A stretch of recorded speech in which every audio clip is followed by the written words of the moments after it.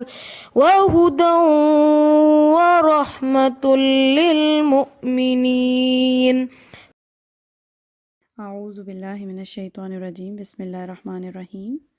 آیت نمبر 64 آج ہم پڑھیں گے۔ پیچھے جو ہم آیات پڑھ رہے تھے منافقین کے بارے میں، کہ جو منافقین تھے نبی صلی اللہ علیہ وسلم کو ان کا مرتبہ اور مقام نہیں دیتے تھے، نبی صلی اللہ علیہ وسلم کے فیصلوں کو اہمیت نہیں دیتے تھے، اور مسلسل یہ نبی صلی اللہ علیہ وسلم کو ستا رہے تھے، تنگ کر رہے تھے، لیکن پھر بھی ہر بار نبی صلی اللہ علیہ وسلم خاموشی اختیار کرتے، نبی صلی اللہ علیہ وسلم ان کو پھر بھی اپنے ساتھ ساتھ رکھتے۔ لیکن اس بار جو انہوں نے غلطی کی تھی، اپنا فیصلہ کرانے کے لیے نبی صلی اللہ علیہ وسلم کی عدالت میں گئے، لیکن اس فیصلے کو نہیں مانا، تو ایک طرح سے انہوں نے پیغمبر کی توہین کی۔ تو اس پر اب اللہ تعالیٰ کہہ رہے ہیں کہ اب آپ صلی اللہ علیہ وآلہ وسلم ان کو نصیحت کریں،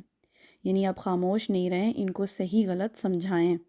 اور اتنی اچھی طرح سمجھائیں کہ بات ان کو سمجھ میں آ جائے۔ جب نبی صلی اللہ علیہ وسلم ان کو سمجھائیں گے، بتائیں گے، ایک تو اس میں یہ ہے کہ ان کو یہ بات معلوم ہو جائے گی کہ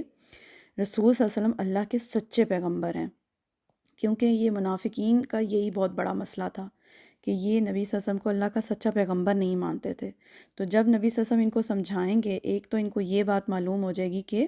اللہ نے غیب سے اپنے پیغمبر کو جو ہے ان کے دلوں کا حال بتا دیا ہے، اور دوسرا یہ کہ رسول کے آنے کا مقصد بھی یہی ہوتا ہے کہ وہ لوگوں کو صحیح اور غلط کے بارے میں بتائیں، اور پھر لوگوں پر بھی لازم ہے کہ وہ رسول کی بات مانیں، کیونکہ رسول صلی اللہ علیہ وسلم صرف ایک امیر یا ایک ریاست کے حکمران کی حیثیت نہیں رکھتے تھے، وہ اللہ کے پیغمبر تھے۔ ویسے تو ہمارے دین میں امیر کی اطاعت بھی لازم ہے، حکمران کی اطاعت بھی لازم ہے، لیکن کوئی بھی عام حکمران جو ہوتا ہے وہ محض ایک انسان ہوتا ہے، اسے غلطی کے چانسز ہوتے ہیں۔ جو پیغمبر ہوتا ہے اس کی اطاعت تو ایمان کا حصہ ہے، یعنی ہمارا ایمان ہی مکمل نہیں ہے اگر ہم نبی صلی اللہ علیہ وسلم کی اطاعت نہیں کریں گے۔ نبی کی اطاعت گویا اللہ کی ہی اطاعت ہوتی ہے، کیونکہ نبی جو ہوتے ہیں، سبھی نبی ڈائریکٹ اللہ کے ساتھ کنیکٹ ہوتے ہیں، وہ اپنے پاس سے کوئی فیصلہ نہیں کرتے، اللہ کے حکم سے وہ فیصلے کرتے ہیں۔ تو ایک تو یہی بات اس آیت سے سمجھ میں آئی ہے کہ جو بھی اللہ کی اطاعت کرنا چاہتا ہے اس پر لازم ہے کہ وہ نبی صلی اللہ علیہ وسلم کی اطاعت کرے، یعنی جو اللہ سے محبت کرتا ہے اسے چاہیے کہ وہ رسول صلی اللہ علیہ وسلم سے بھی محبت کرے، یعنی محبت کے ساتھ، دل کے اخلاص کے ساتھ نبی صلی اللہ علیہ وسلم کی اطاعت کرنی چاہیے،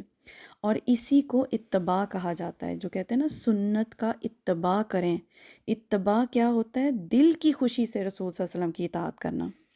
اس آیت میں اللہ کہہ رہے ہیں وَمَا أَرْسَلْنَا مِن رَّسُولٍ إِلَّا لِيُطَاعَ بِإِذْنِ اللَّهِ، اور نہیں بھیجا ہم نے کوئی رسول مگر تاکہ وہ اطاعت کیا جائے اللہ کے اذن کے ساتھ۔ ہر رسول کی اطاعت ایمان کا حصہ ہے۔ وَلَوْ أَنَّهُمْ، اور اگر بے شک وہ، اِذ ظَلَمُوا أَنفُسَهُمْ، جب انہوں نے ظلم کیا اپنے نفسوں پر، یعنی جب ان لوگوں نے یہ ظلم کیا اپنے نفسوں پر کہ نبی صلی اللہ علیہ وسلم کی بات کو اہمیت نہیں دی، ان کے فیصلے کو حتمی فیصلہ نہیں سمجھا، اور جب انہوں نے یہ ظلم اپنے نفسوں پہ کر لیا اور نبی صلی اللہ علیہ وسلم نے ان کو نصیحت بھی کر دی، جاؤکا، آ جاتے تیرے پاس،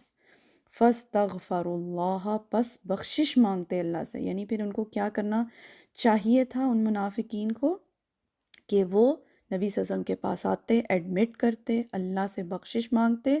وَاسْتَغْفَرَ لَهُمُ الرَّسُولُ، اور بخشش مانگتا ان کے لیے رسول، یعنی نبی صلی اللہ علیہ وسلم بھی پھر ان کے لیے اللہ تعالیٰ سے بخشش کا سوال کرتے، لَوَجَدُوا، البتہ پاتے، اللہ کو، تواب الرحیم، بہت توبہ قبول کرنے والا،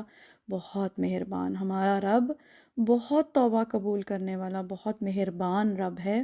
انہیں چاہیے تھا کہ وہ اپنی غلطی مان کر نبی صلی اللہ علیہ وسلم سے آ کے ایڈمٹ کرتے، اللہ سے معافی مانگتے، اور نبی صلی اللہ علیہ وسلم بھی پھر ان کے لیے معافی مانگتے، تو اللہ تعالیٰ ان کو معاف کر دیتے۔ تو آج کے لیے اتنا ہی، پھر آگے چلیں گے۔ سبحانک اللہم و بحمدک، اشہد ان لا الہ الا انت، استغفرک و اتوب الیک۔